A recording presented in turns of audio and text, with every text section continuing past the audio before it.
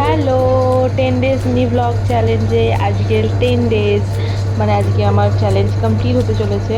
তো আজকে সোমবার, আমরা শ্রাবণ মাসের সোমবারগুলো প্রত্যেক সোমবারই করেছি যে মন্দিরে যাব। সোমবার পাশে আমাদের শিব মন্দির আছে, সেখানে যাব। তো আজকে থার্ড সোমবার, আজকেও বিকল্প নয় কোনো, আমরা যাচ্ছি মন্দিরে। এসে গেছি মন্দিরে, 10 মিনিট 5 মিনিটের রাস্তা স্কুটিতে করে এসে গেছি। এর পাশে না একটা সুন্দর নদী রয়েছে, আর নদীতে বৃষ্টির জন্য অনেক জল হয়েছে।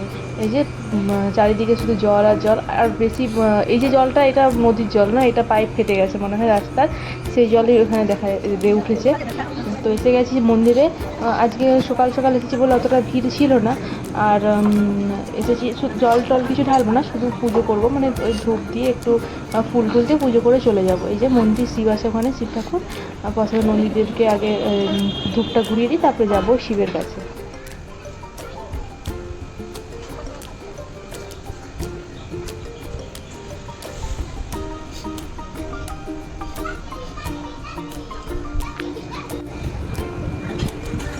নদীতে অনেক জল এসেছে, সেই জন্য সবাই এখানে মাছ ধরছে বড়শিতে করে।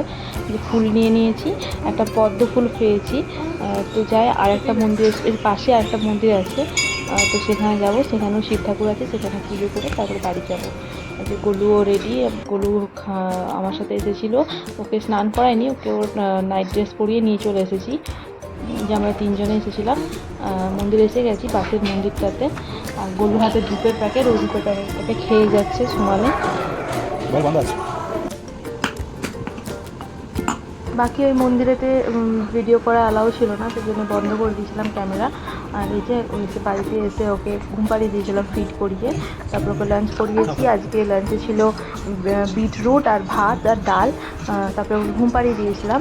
আবার ঘুম থেকে উঠেছে 5:30টার মতো বাজে। আজকে বেশি বিছানার চাদরটা চেঞ্জ করে নেবো, বেডশিটটা। আর গলুকে একটা ফল খেতে দিয়েছিলাম, কিউই, ও খাচ্ছিল। আর আমি বেডশিটটা ক্লিন করছিলাম। যে বেডশিট চেঞ্জ করছিলাম, ও এক সাইড চাদরটাকে ধরে রেখে দিয়েছে আমার। তো বারবার বস করাচ্ছে, ও বারবার উঠে চলে আসছে, ও আমার হেল্প করবে। হেল্প তো করছেই না, আমার কাজ বাড়াচ্ছে।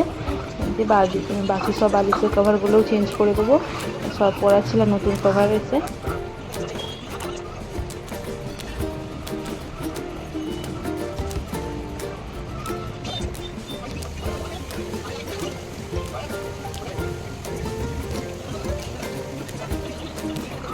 বাড়িতে ছোটো বাচ্চা থাকার জন্য আমি প্রত্যেক উইকেই চেঞ্জ করে নিই, নোংরা হয় সেই জন্য। আর যেগুলো আমার পাশে দাঁড়িয়েছিল, আমি সব কভারগুলো চেঞ্জ করাচ্ছিলাম। আমি ধোয়া কভারগুলো পরেছি, আর পাশে সব পুরানোগুলোকে খুলে খুলে রেখে দিচ্ছি।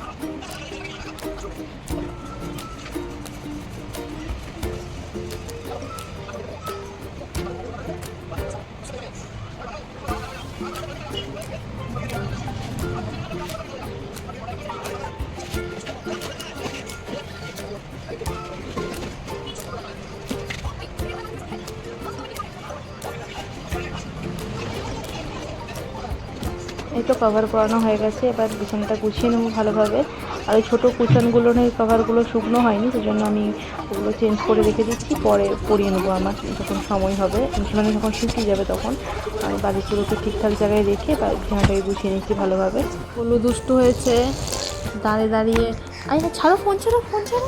যে গলুর সাথে মাস্তি চলছে এখন। জামা ধরে দাঁড়িয়ে বিছানা আমার গুছানো হয়ে গেছে, জামা খুলে দিচ্ছে সন্ধ্যেবেলা তোকে। 7টার মতো বাজে। ছাড়ো মা, ছাড়ো। ও দাঁড়াতে শিখেছে এখন, ও শুধু দাঁড়াবে, আমাকে ধরে দাঁড়াচ্ছে একবার, ও পাপাকে ধরে দাঁড়াচ্ছে একবার, আর ওর মাস্তি চালুই আছে। কে গো?